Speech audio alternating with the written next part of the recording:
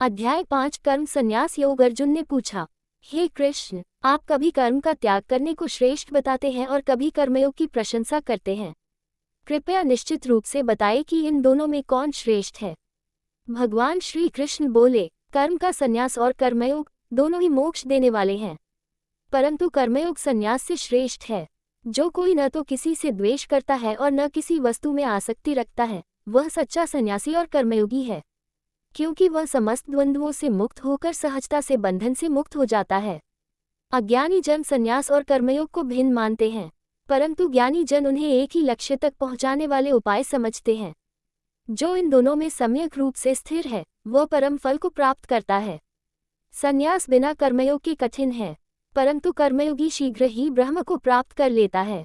कर्मयोगी जो शुद्ध मन वाला है, जिसने इंद्रियों को वश में कर लिया है, जो सब प्राणियों के कल्याण की भावना रखता है, वह परम सिद्धि मोक्ष को प्राप्त करता है। जिसने सभी वस्तुओं में आसक्ति का त्याग कर दिया है और कर्म करते हुए भी अहंकार रहित है, वह पाप से नहीं बंधता। ज्ञानी पुरुष जो देखते हैं कि मैं कुछ नहीं कर रहा हूँ, वही सच्चे दृष्टा हैं।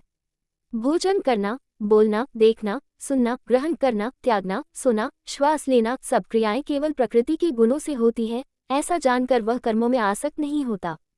जो अपना समस्त कर्म भगवान में अर्पण करता है और अहंकार रहित होकर शांति के साथ कर्म करता है, वह पाप से नहीं बंधता। वह सब कर्मों में भगवान के आदेश को मानकर कार्य करता है, इसलिए पाप उस पर वैसे ही नहीं चिपकता जैसे कमल के पत्ते पर जल की बूंद नहीं टिकती। कर्मयोगी सब कार्य इंद्रियों द्वारा, मन और बुद्धि द्वारा तथा केवल शारीरिक रूप से करते हैं। वे फल की आसक्ति को त्याग कर पाप से रहित रहते हैं। कर्म का फल त्याग कर कर्मयोगी अंतःकरण की शुद्धि प्राप्त करते हैं, लेकिन आसक्ति रखने वाले कर्म करते हैं जिससे वे बंधन में पड़ जाते हैं। कर्म का त्याग कर मन और बुद्धि से नियंत्रित व्यक्ति परम शांति को प्राप्त करता है, परंतु जो कामनाओं के अधीन रहता है और कर्मों के फल की इच्छा करता है, वह बंधा रहता है। ज्ञानी पुरुष जो समदर्शी हैं, वे ब्राह्मण, गाय, हाथी, कुत्ते और चांडाल में समान दृष्टि रखते हैं। ऐसे समदर्शी व्यक्ति इस जीवन में ही जन्म मरण से मुक्ति प्राप्त कर लेते हैं, क्योंकि वे ब्रह्म में स्थिर होते हैं जो निर्दोष और सम है। जो मनुष्य बाह्य सुखों में आसक्ति नहीं रखते, जो अपने भीतर आनंद प्राप्त करते हैं, वे योगी ब्रह्मानंद को प्राप्त होते हैं। जो कामनाओं और क्रोध से मुक्त हैं, जो आत्मा में स्थित हैं, वे ब्रह्म निर्वाण मोक्ष को प्राप्त करते हैं। बाहरी विषयों से विमुख होकर, अंतःकरण से संयमित होकर, सब कामनाओं को त्याग कर जो व्यक्ति ध्यान में स्थिर होते हैं, वे ब्रह्म को प्राप्त करते हैं। योगी जन जो अपने मन को पुनर्तः वश में कर लेते हैं और ब्रह्म पर ध्यान करते हैं, वे सब पापों से मुक्त होकर परम शांति को प्राप्त करते हैं। जो भोगों में सुख नहीं खोजते, जो भीतर ही भीतर आनंदित रहते हैं, ऐसे योगी सदा सुखी होते हैं। जो आत्मा में स्थिर हैं, जिन्होंने अपने मन को वश में कर लिया है, जो शांत, राग द्वेष से रहित और ब्रह्मज्ञान से युक्त हैं, वे ब्रह्म को प्राप्त होते हैं। सच्चे सन्यासी वे हैं जो न किसी से द्वेष रखते हैं, न किसी से लगाव रखते हैं।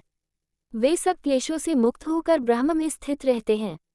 ज्ञानी पुरुष जो भगवान को सब कर्मों का स्वामी, सब प्राणियों का प्रिय मित्र और सब जगत का आधार जानते हैं, वे परम शांति को प्राप्त करते हैं। अध्याय 5 समाप्त। भगवद गीता अध्याय 6 ध्यान योग। भगवान श्री कृष्ण बोले, जो व्यक्ति अपने कर्मों के फल की इच्छा नहीं करता और अपने कर्तव्यों को ईश्वर में समर्पित करके करता है, वही सच्चा सन्यासी और सच्चा योगी है, न कि वह जो केवल अग्नि का त्याग कर देता है या कर्मों का परित्याग कर देता है। योग वही है जिसे बिना किसी आसक्ति के कर्म किया जाता है, क्योंकि कर्म का त्याग करना और योग का अभ्यास करना दोनों एक ही लक्ष्य को प्राप्त कराते हैं। जब तक व्यक्ति अपने इच्छाओं के कारण कर्मों को करता है, तब तक वह योगी नहीं बन सकता, परंतु जब वह सभी सांसारिक इच्छाओं को छोड़ देता है और समस्त कार्यों का त्याग कर देता है, तभी वह योग में स्थिर हो पाता है। एक मनुष्य को अपने उद्धार के लिए स्वयं का प्रयास करना चाहिए, क्योंकि स्वयं ही अपना मित्र है और स्वयं ही अपना शत्रु है।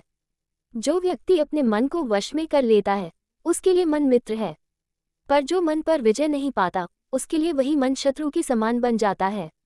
जो व्यक्ति आत्मा द्वारा आत्मा को जीत चुका है, वह परम शांति को प्राप्त करता है। वह सुख दुख, शीतोष्ण और मान अपमान में सम रहता है। योगी वह है जो ज्ञानवान, तृप्त, इंद्रियों को वश में रखने वाला और मिट्टी, पत्थर और सोने को एक समान देखने वाला हो। जो अपने प्रिय और अप्रिय, मित्र और शत्रु, न्यायप्रिय और अन्यायप्रिय सभी के प्रति समान दृष्टि रखता है, वही उत्तम योगी है। योगी को एकांत स्थान में बैठकर मन को स्थिर करके एकाग्रचित होकर स्वयं के उद्धार के लिए साधना करनी चाहिए। वह स्थान स्वच्छ हो, न अधिक ऊंचा हो न नीचा, और वहां कुशा, मृगचर्म और कपड़ा बिछाकर बैठना चाहिए। वह सीधे शरीर, गर्दन और सिर को स्थिर रखे और दृष्टि को नाक के अग्रभाग पर टिकाए, इधर उधर न देखे। मन को शुद्ध करके, भय को त्याग कर, ब्रह्मचर्य का पालन करते हुए मन को पुनर्तः वश में कर मुझ में मन को स्थिर करे। इस प्रकार योगाभ्यास में स्थिर होकर जो योगी निरंतर मेरा स्मरण करता है वह मुझे ही प्राप्त करता है। योग न तो अधिक खाने से सिद्ध होता है और न ही अत्यधिक उपवास करने से, न ही बहुत अधिक सोने से और न ही अधिक जागने से। योग तो संयमित भोजन, संयमित सोने जागने और संयमित कर्म करने वाले का सिद्ध होता है। जब योगी मन, बुद्धि और आत्मा को पुनर्तः संयमित कर लेता है और सभी सांसारिक इच्छाओं को छोड़कर एकमात्र आत्मा में स्थित हो जाता है, तब वह योग में स्थित होता है। जिस प्रकार वायु रहित स्थान में दीपक की लौ स्थिर रहती है, वैसे ही योगी का मन भी स्थिर रहता है जब वह आत्मा का ध्यान करता है। जब योगी अंतःकरण द्वारा आत्मा के स्वरूप का दर्शन करता है, जब उसे आत्मा में ही परमानंद का अनुभव होता है, तब वह अद्वितीय शांति को प्राप्त कर लेता है। जो सुख इंद्रियों से नहीं बल्कि आत्मा से प्राप्त होता है, वह सुख अखंड और शाश्वत होता है। जिसे ये सुख मिल गया है वह फिर किसी अन्य वस्तु की इच्छा नहीं करता, और जो उस अवस्था को प्राप्त हो जाता है उसे फिर मोह, दुख और माया नहीं बांध सकते। योग का अभ्यास करना चाहिए जो अनासक्ति से उत्पन्न होता है। दृढ़ निश्चय और अथक अभ्यास से ही योग सिद्ध होता है। जब योगी मन, कामनाओं और सभी सांसारिक कार्यों का परित्याग कर देता है, तब वह योग में स्थिर हो जाता है। धीरे धीरे धैर्य के साथ मन को नियंत्रित करते हुए उसे आत्मा में ही स्थिर करना चाहिए और अन्य किसी वस्तु का चिंतन नहीं करना चाहिए। जहाँ जहाँ चंचल मन भटक जाए वहीं वहीं उसे वश में करके आत्मा में स्थिर करना चाहिए। इस प्रकार जो योगी परम शांति को प्राप्त करता है, जो रजोगुण और तमोगुण से रहित होता है, वह ब्रह्मानंद में स्थित होता है। योगी अपने भीतर सभी प्राणियों को देखता है और सभी प्राणियों में स्वयं को देखता है। जो मुझे सब में देखता है और सबको मुझ में देखता है, उसके लिए मैं कभी ओझल नहीं होता और न वह मेरे लिए ओझल होता है। जो भक्त ये जानता है कि सब प्राणी मुझ में स्थित हैं और मैं सब प्राणियों में हूँ, वह मेरा सच्चा भक्त है। जो सब प्राणियों के सुख दुख को अपने सुख दुख के समान देखता है, वही उत्तम योगी है। अर्जुन ने पूछा, हे कृष्ण, जो व्यक्ति श्रद्धा से युक्त होकर भी योग साधना में असफल हो जाता है, उसका क्या होता है? क्या वह आधे रास्ते में ही नष्ट हो जाता है? भगवान श्री कृष्ण बोले, ऐसा नहीं है। जो योग से च्युत होता है उसका न तो इस लोक में और न परलोक में विनाश होता है। ऐसा व्यक्ति कभी बुरा भाग्य नहीं भोगता।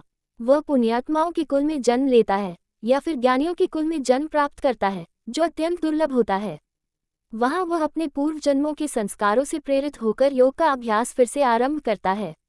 पूर्व जन्मों के संस्कार उसे आगे बढ़ाते हैं और वह स्वयं ही अभ्यास के बल पर पूर्व से अधिक प्रयत्नशील हो जाता है।